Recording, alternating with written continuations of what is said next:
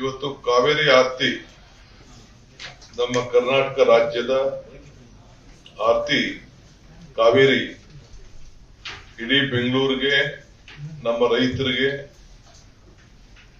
ತಮಿಳುನಾಡು ರೈತರಿಗೆ, ಪಾಂಡಿಚೇರಿ ರೈತರಿಗೆ ಮತ್ತು ಕೇರಳ ಎಲ್ಲ ಕಾವೇರಿ ಜನಾಂಗ ಪ್ರದೇಶಕ್ಕೆ ಎಲ್ಲ ವಿವಿಧ ರೀತಿಯಲ್ಲಿ ಅನುಕೂಲ ಆಗ್ತಾ ಇದೆ. ನನಗೊಂದು ನಂಬಿಕೆ, ಪ್ರಯತ್ನ ವಿಫಲ ಆಗ್ಬೋದು, ಪ್ರಾರ್ಥನೆ ವಿಫಲ ಆಗೋದಿಲ್ಲ ಅನ್ನೋದು ನನಗೆ ನಂಬಿಕೆ. ಈ ಹಿನ್ನೆಲೆಯಲ್ಲಿ ನಾವು ಈ ದೇಶದ ಪರಂಪರೆಯಲ್ಲಿ ನಾನು ಅನೇಕ ಕಡೆ ನೋಡಿದ್ದೇನೆ. ಗಂಗಾ ಆರತಿ ನೋಡಿದ್ದೇನೆ, ತುಂಗಾ ಆರತಿ ನಮ್ಮ ರಾಜ್ಯದಲ್ಲೇ ನಡೀತಾ ಇದೆ. ಸುಮಾರು ತುಂಗಾ ನದಿ ಅಡಿಯಲ್ಲಿ ಹಿಂದೆ ಬಿಜೆಪಿಯವರ ಕಾಲದಲ್ಲೂ ಕೂಡ ಅದನ್ನ ಪ್ರಾರಂಭ ಮಾಡಿಸಿದ್ದಾರೆ. ಅದು ಇಲ್ಲಲ್ಲ, ನಮ್ಮ ಕಾಲದಲ್ಲಿ ನಾನು ಇದ್ರಲ್ಲಿ ಮಾಡಿದೆ, ಎಲ್ಲಿ ವಿಜಯನಗರದಲ್ಲಿ. ಅದಾದ್ಮೇಲೆ ತಿರ್ಗಾ ಮಧ್ಯದಲ್ಲಿ ಇನ್ನೊಂದ್ ಕಡೆ ಈಗಾಗಲೇ ಪ್ರಾರಂಭ ಮಾಡಿ ನಾವು ಕನ್ನಡ ನಮ್ಮ ಇಲಾಖೆಯಿಂದ ಹಣ ಕೂಡ ಹೋಗಿದೆ. ಈಗ ಇದಕ್ಕೆ ಹೊಸ ರೂಪ ಕೊಡಬೇಕು ಅಂತ ಹೇಳಿ ನಾವು ಇದಕ್ಕೆ ಪ್ರಾರಂಭವನ್ನು ಮಾಡಿದ್ದೇವೆ.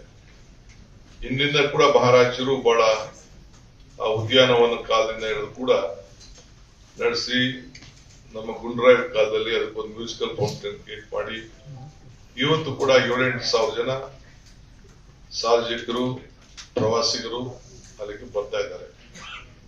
ಇನ್ನ ಪ್ರವಾಸಿಗರನ್ನ ಹೆಚ್ಚಿಸಬೇಕು. ಬೆಂಗಳೂರಿಂದ ಕೇವಲ 1-1.5 ಗಂಟೆಯಲ್ಲಿ ಒಂದು ಪ್ರವಾಸದಲ್ಲಿ ಪಾಲ್ಗೊಂಡು ನೋಡಬೇಕಾದಂತ ಒಂದು ಸ್ಥಳ ನಮ್ಮ ಮೈಸೂರು KRS. ಇದು ಎರಡು ಕೂಡ ನಾವು ಜನರಿಗೆ ಇನ್ನ ಹೆಚ್ಚಿಗೆ ಆಕರ್ಷಣೆಯನ್ನು ಮಾಡಬೇಕು.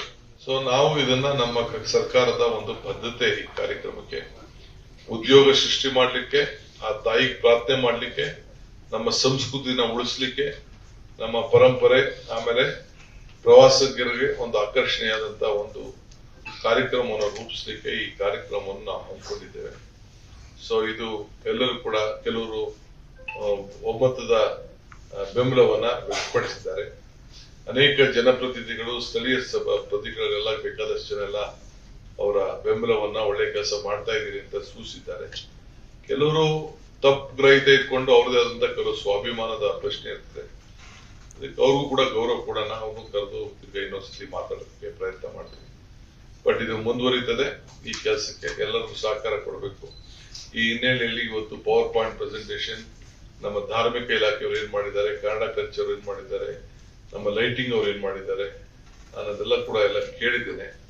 ಸೊ ಎಲ್ಲ ನೋಡಿದ್ರೆ ಬಹಳ ಚೆನ್ನಾಗಿದೆ. 1-2 ದಿನದಲ್ಲೇ ಯಾವ ರೀತಿ ರೂಪ ಇರ್ತದೆ ಅನ್ನೋದನ್ನ ನಿಮ್ಗೂ ಕೂಡ ನಾನು ರಿಲೀಸ್ ಮಾಡೋದಿದ್ದೇನೆ. ಅದನ್ನೆಲ್ಲ ಕಂಪ್ಲೀಟ್ ಮೀಡಿಯಾ ಕೂಡ ಸಾರ್ವಜನಿಕರ ಗಮನಕ್ಕೂ ಬರಬೇಕು ಅಂತೇಳಿ ಮಾಡೋದಿದ್ದೇವೆ. ಸೊ ಅದಕ್ಕೆಲ್ಲ ಕೂಡ ನಮ್ಮ ಕೆಲಸನ ನಾವು ಮುಂದುವರಿಸ್ತೇವೆ. ಈ ವಿಚಾರವನ್ನ ತಮ್ಮ ಕೂಡ ನಾನು ತಿಳಿಸಿ ಸಾರ್ವಜನಿಕರು ಸಹಕಾರ ಅಪೇಕ್ಷೆಯನ್ನ ಮಾಡ್ತಾ ಇದ್ದೇನೆ. ಅವ್ರಿಗೆ ಡ್ಯಾಮ್ಗೆ ತೊಂದರೆ ಆಗ್ಬೋದು ಅನ್ನೋ ಆತಂಕ ಇದೆ ಅಷ್ಟೇ. ನಾವು ಡ್ಯಾಮ್ ಇಂದ ಬಹಳ ದೂರ ಇದೆ ಕೆಳಗಡೆ. ಆ ಡ್ಯಾಮ್ ಏನ್ ಹಿಂದೆ ಇದೆ ಅದಕ್ಕೆ ಇಲ್ಲೇನು ನಾವು ದೊಡ್ಡದಾಗಿ ಏನು ಇದು ಮಾಡೋದಿಲ್ಲ, ಇಲ್ಲ ಬೆಂಕಿ ಇಲ್ಲ, ಇಲ್ಲ ಏನಿಲ್ಲ ಅಂತದೇನು ಏನು ಇಲ್ಲ. ಕೆಳಗಡೆ ಬೆಂಗಳೂರಿಗೆ ನೀರು, ವೇಸ್ಟ್ ವೇರ್ ನೀರು ಇದೆ. ಆ ಜಾಗದಲ್ಲಿ ಬ್ಯೂಟಿಫಿಕೇಶನ್ ಮಾಡಿ ಅದನ್ನ ಮಾಡ್ತಾ ಇದ್ವಿ. ಪಾಪ ಅವ್ರಿಗೆ ಗೊತ್ತಿಲ್ಲ ಅಷ್ಟೇ, ಅವ್ರದ್ದೇನ್ ತಪ್ಪಿಲ್ಲ. ಏನೋ ಅವ್ರು ಡ್ಯಾಮ್ಗೇನೋ ಹೆಚ್ಚು ಕಮ್ಮಿ ಆಗ್ಬೋದು ಅಂತ ಭಾವನೆ. ನಾವೇನು ಡ್ಯಾಮ್ಗಲ್ಲ, ನಮ್ಗೆ ಆದಂತ ಜವಾಬ್ದಾರಿ ಇದೆ ಇದಕ್ಕೆ. ಇದು ಬರೀ ಆ ತಾಯಿಗೆ, ಆ ನೀರಿಗೆ ಪ್ರಾರ್ಥನೆ ಮಾಡೋಂತ ಕೆಲಸನೇ ಹೊರತು ಇದು ಬೇರೆ ಇನ್ನೇನು ಇಲ್ಲ. ಇಲ್ಲಿ ಸ್ವಲ್ಪ ಸಾಂಸ್ಕೃತಿಕ ಒಂದು ಅರ್ಧ ಗಂಟೆ ಸಾಂಸ್ಕೃತಿಕ ಕೊಡಗೂರ್ನ ಅವರ ಸಂಸ್ಕೃತಿನೂ ಅಲ್ಲಿಗೆ ಸೇರಿಸ್ತೀವಿ, ಮಂಗಳೂರು ಸಂಸ್ಕೃತಿನೂ ಸೇರಿಸ್ತೀವಿ, ಮೈಸೂರು ಮಂಡ್ಯ ಸಂಸ್ಕೃತಿನೂ ಸೇರಿಸ್ತೀವಿ. ನಾನು ಹೇಳಿದ್ದೇನೆ, ಸುಮಾರು 1,500ರಿಂದ 2,000 ಜನಕ್ಕೆ ಉದ್ಯೋಗ ಸಿಗ್ತದೆ, ಖಾಸಗಿ ಉದ್ಯೋಗ ಸಿಗ್ತದೆ. ಇದು ಡೈರೆಕ್ಟ್ ಆಗಿ, ಇಂಡೈರೆಕ್ಟ್ ಆಗಿ ಎಷ್ಟು ಬೇಕಾದ್ರೂ ಆಗ್ಬೋದು. ಎಲ್ಲ ಬರೀ ಮಂಡ್ಯ ಮೈಸೂರವ್ರನ್ನ ನೀವು ಆಯ್ಕೆ ಮಾಡಬೇಕು, ಅದಕ್ಕೆಲ್ಲ ಉಪಯೋಗ ಮಾಡಬೇಕು. ಬೆಂಗಳೂರಿಂದ ಯಾರಿಗೂ ಅವಕಾಶ ಕೊಡಬೇಕು. ಆಮೇಲೆ ಸ್ಥಳೀಯ ಕಲಾವಿದರು ಕೂಡ, ಪುರೋಹಿತರು ಕಲಾವಿದರು ಒಂದು 500 ಜನ ಆಗ್ತಾರೆ.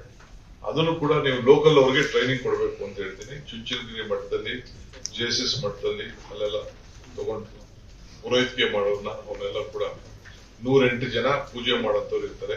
ಸುಮಾರು 300ಕ್ಕೂ ಹೆಚ್ಚು ಜನ ಕಲಾವಿದರು, ಅವರ ಇತಿಹಾಸವನ್ನ ಮತ್ತು ಕೊಡಗಿನ ಪರಂಪರೆ, ತಮಿಳುನಾಡಿನ ಪರಂಪರೆ, ಕೇರಳ ಪರಂಪರೆ, ಕರ್ನಾಟಕದ ಪರಂಪರೆ ಇವೆಲ್ಲ ಕೂಡ ಮಾದೇಶ್ವರಿ ಬೆಟ್ಟದಿಂದ ಹಿಡಿದು ಕೊನೆಗೆ ಕಾವೇರಿ ಸಂಗಮದಲ್ಲಿ ಮುಳುಗೋವರೆಗೂ ಸಮುದ್ರ ಸೇರೋವರೆಗೂ ಎಲ್ಲೆಲ್ಲಿ ಉಪಯೋಗ ಆಗ್ತದೆ ಅದನ್ನೆಲ್ಲ ಕೂಡ ಒಳಗಡಿಸಬೇಕು ಆ ಕಲ್ಚರ್ನ ಹೇಳಿ ನಾನು ಅವ್ರಿಗೆ ಮಾರ್ಗದರ್ಶನ ಕೊಟ್ಟಿದ್ದೀನಿ. ಆ ದೃಷ್ಟಿಗೆ ಅವರೆಲ್ಲ ಕೂಡ